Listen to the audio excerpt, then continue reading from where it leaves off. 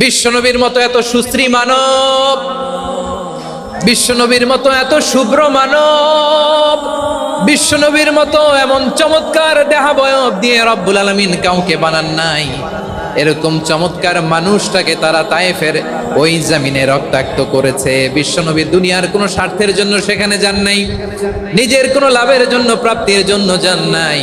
তায়েফবাসীদের জাহান্নামের আগুন থেকে বাঁচাতে গিয়েছেন, ঠিক কিনা বলেন? খেয়ে না খেয়ে দিনী প্রচারের কাজে নিজেকে দিয়েছ বিলিয়ে। তায়েফের কাফিরেরা চিনল না সে আলো, দুষ্ট ছেলেদের পিছু দিল লেলিয়ে। পাথরের আঘাতে ক্ষত বিক্ষত হয়ে সারা শরীর থেকে রক্ত ঝরে। হে রাসূল তোমাকে ভুলি আমি কেমন করে, হে রাসূল তোমাকে ভুলি আমি কেমন করে। পারেন না আপনারা? ধরুন আমার সাথে। হাজার ব্যথা বেদনার পরে ফিরে আসনি তুমি আপন ঘরে। দিনের আলো তুমি ছড়িয়ে দিতে চলে গেলে মদিনায় মক্কা ছেড়ে। হে রাসূল তোমাকে ভুলি আমি কেমন করে, হে রাসূল তোমাকে ভুলি আমি কেমন করে। ঠিক কিনা বলে? বিশ্বনবী বিশাল মরুপথ, পাহাড়ি পথ পাড়ি দিয়ে তায়েফের মরুজমিনে গেলেন কোরআনের দাওয়াত নিয়ে, ইমানের দাওয়াত নিয়ে। কিন্তু তায়েফের লোকেরা বিশ্বনবীর দাওয়াতকে শুধু প্রত্যাখ্যান করেই থামে নাই, তারা বিশ্বনবীর সাথে অত্যন্ত খারাপ আচরণ করেছে। বিশ্বনবীকে শারীরিকভাবে হেনস্থা করেছে, আমার নবীকে শারীরিকভাবে অত্যাচার করেছে, আমার পেয়ারা নবীর গায়ে পাথর মেরেছে, বিশ্বনবীর গা বেয়ে ঝরঝর করে রক্ত ঝরেছে, নবী জামিনের মধ্যে লুটিয়ে পড়েছেন, আবার মেরেছে। আবার নবী হাঁটতে শুরু করলেন, পেছন থেকে আবার মেরেছে। আবার নবী রক্তাক্ত হয়ে জামিনের মধ্যে লুটিয়ে পড়লেন, আবার মেরেছে। বিশ্বনবীর মতো এত সুশ্রী মানব, বিশ্বনবীর মতো এত শুভ্র মানব, বিশ্বনবীর মতো এমন চমৎকার দেহাবয়ব দিয়ে রব্বুল আলামিন কাউকে বানান নাই। এরকম চমৎকার মানুষটাকে তারা তায়েফের ওই জমিনে রক্তাক্ত করেছে। বিশ্বনবী দুনিয়ার কোনো স্বার্থের জন্য সেখানে যান নাই, নিজের কোনো লাভের জন্য, প্রাপ্তির জন্য যান নাই। তায়েফবাসীদের জাহান্নামের আগুন থেকে বাঁচাতে গিয়েছেন, ঠিক কিনা বলেন? প্রিয় ভাইরা, তায়েফের ছেলেরা নবীকে রক্তাক্ত করলো। আমার নবী কই যাবে? কই যাবে? মক্কায় জায়গা নাই, তায়েফে জায়গা নাই। তায়েফ থেকে ভারাক্রান্ত মন নিয়ে আমার নবী মক্কায় ফিরে আসলেন। বিশ্বনবী মক্কায় ঢুকতে পারেন না। মক্কার মরুভূমির দিকে তাকিয়ে, উপত্যকার দিকে তাকিয়ে বিশ্বনবী ধা ধা করে কাঁদেন, ঝরঝর করে। নবীর চেহারা মোবারক থেকে চোখের পানিগুলো বেয়ে বেয়ে পড়ে। আমার জন্মস্থান, আমার শৈশব, কৈশোর, যৌবন কেটেছে এই মক্কায়, আমার এলাকায় আমি ঢুকতে পারি না। বিশ্বনবী মক্কার অনতি দূরে দাঁড়িয়ে জায়েদকে পাঠালেন, জায়েদ যাও দেখো কেউ আমাকে সাপোর্ট করার মতো আছে কিনা, যাও অমুকের কাছে যাও। জায়েদ গেলেন, তারাও প্রত্যাখ্যান করে ফিরিয়ে দেয়। বিশ্বনবী বললেন যাও অমুক লোকের কাছে যাও, তিনিও প্রত্যাখ্যান করে ফিরিয়ে দিলেন। কেউ বিশ্বনবীকে আশ্রয় দিতে রাজি হয় না। নিজ জন্মভূমিতে বিতাড়িত বিশ্বনবী, সর্বশেষ বিশ্বনবী বললেন যাও মুতঈম ইবনে আদির ঘরে যাও। মুতঈম ইবনে আদি মুশরিক, তার কাছে যাও। গেলেন, মুতঈম ইবনে আদি রাজি হয়ে গেল। সুবহানাল্লাহ বলেন। দেখেন, অনেক বিপদের সময়ও আমি নিজে সাক্ষী, সামাজিকভাবে, রাজনৈতিকভাবে কত ঝঞ্ঝা, কত ষড়যন্ত্র, কত কনস্পাইরেসি পাড়ি দিয়ে আমাদেরকে সামনে এগিয়ে যেতে হয়। এই শত্রুদের ভেতরেও একজনকে দাঁড় করিয়ে দেয় যে আল্লাহর কোরআনের জন্য রেডি হয়ে যায়। পড়েন সুবহানাল্লাহ। মুতঈম ইবনে আদি, আল্লাহ তার মনকে নরম করে দিলেন। মুতঈম বলে, মুহাম্মদ আমি তোমাকে আশ্রয় দিব। তার দুই ছেলেকে পাঠালেন, যাও খোলা তলোয়ার নিয়ে, স্কট দিয়ে, গার্ড অফ অনার দিয়ে মোহাম্মদকে মক্কায় ঢুকাও, আর বলো আমি আমান দেব। আমান কি দিব? আমান মানে সিকিউরিটি, নিরাপত্তা। সিকিউরিটি ছাড়া, আমান দেওয়া ছাড়া কেউ থাকতে পারতো না মক্কায়। দুই ছেলে বিষ্ণু ইসা ইসলামকে নিয়ে আসলো। নবী কাবার চারদিকে তাওয়াফ করলেন, নামাজ পড়লেন। আবু জাহেল, উতবা, সাইবা, ওয়ালিদ ইবনে মুগীরা সবাই দেখে, কেউ কিছু করতে পারে না।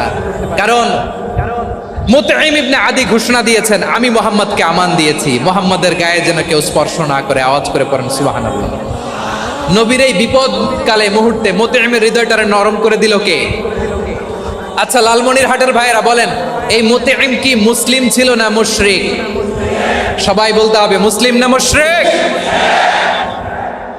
তাহলে মুশরিকের কাছ থেকে নবী পলিটিক্যাল অ্যাসাইলাম, আধুনিক রাষ্ট্রবিজ্ঞানের ভাষায় পলিটিক্যাল অ্যাসাইলাম, যেটাকে বলে রাজনৈতিক আশ্রয়, উনার আমান বা নিরাপত্তার এই ঘোষণায় তিনি মক্কায় ঢুকলেন। যতদিন নিরাপত্তা ছিল ছিলেন।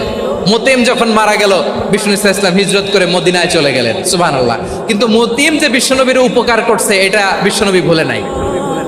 আমাদের অনেকে আছে, উপকার করার পরে আর খেয়াল থাকে না, খাওয়ার পরে গলা দিয়ে নামলে আর খেয়াল থাকে না। এরকম আছে না নাই? আমার নবী ভুলে নাই। বদরের প্রান্তরে 70 জন কাফেরকে যখন বন্দি করে বিশ্বনবীর সামনে হাঁটু গেড়ে দাঁড় করানো হলো, বসানো হলো, 70 জন কাফের। কয়জন? বিশ্বনবী তাদের দিকে তাকিয়ে বললেন, সহিহ বুখারীর বর্ণনা, লাউ কানাল মুতঈম ইবনু আদি হাইয়ান সুম্মা কাল্লামানি হাউলাই নাতনা লা তারাকতুহুম লাহু।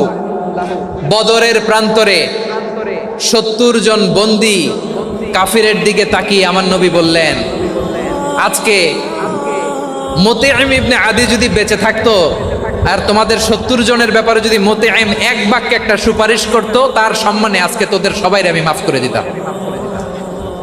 সুবহানাল্লাহ নাই? ওই যে চিল্লাচিল্লি যে কথা বোঝে নাই, কোন জিনিস মিস করছে ওরা নিজেরাও বোঝে নাই। বিশ্বনবী মুতঈমের এই সাহায্যের কথা বলে নাই। 70 জন মুশরিক হাঁটু গেড়ে বসা, নবী চাইলে এখনই এক্সিকিউশন অর্ডার দিতে পারে। তিনি বললেন, আজকে যদি মুতঈম বেঁচে থাকতো আর মুতঈম যদি তোদের জন্য সুপারিশ করতে, এই আবর্জনাগুলোর ব্যাপারে সুপারিশ করতে, আমি মুহূর্তেই তোদেরকে এমনি মাফ করে দিতাম। এবার বলেন, ইসলাম কি ন্যারো মাইন্ডেড না ব্রড মাইন্ডেড? শুধু তাই নয়, যাকে যে সম্মান দেয়ার আমার নবী দিতেন, হোক আস্তিক হোক নাস্তিক, হোক মুসলিম হোক অমুসলিম। বিষ্ণু ইসলাম যখন রোমান সম্রাটের কাছে চিঠি লিখেছেন, আমার প্রিয় লালমনিরহাটের ভাইরা, অল্প কয়েক মিনিট কয়েকটা জরুরি কথা বলবো। এদিকে তাকান, এদিকে তাকান।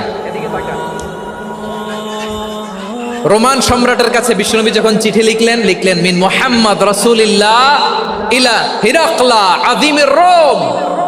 মুহাম্মদের পক্ষ থেকে হিরাক্লিয়াসের কাছে, যিনি হচ্ছেন আযীমির রোম। এটা নবী নিজ থেকে বানায় লিখছেন, অতিরিক্ত সম্মান দিয়ে। কোন রাষ্ট্রপ্রধান যখন আসে, তাদেরকে আমরা কি বলি জানেন? তার নামের শেষে HE এটা লিখতে হয়, H.E. মানে হিজ এক্সেলেন্সি। কি লেখে? হিজ এক্সেলেন্টি, অথবা ইউর হাইনেস, ইউর ম্যাজেস্টি। দেখেন, বিশ্বনবী সাল্লাল্লাহু আলাইহি ওয়াসাল্লাম সব নবীদেরও নবী। তিনি একজন মুশরিক খ্রিস্টান সম্রাট, রোমান সম্রাটের কাছে চিঠি লিখতে যেয়ে লিখতেছে, ইলা হিরাকলা আযীমির রোম।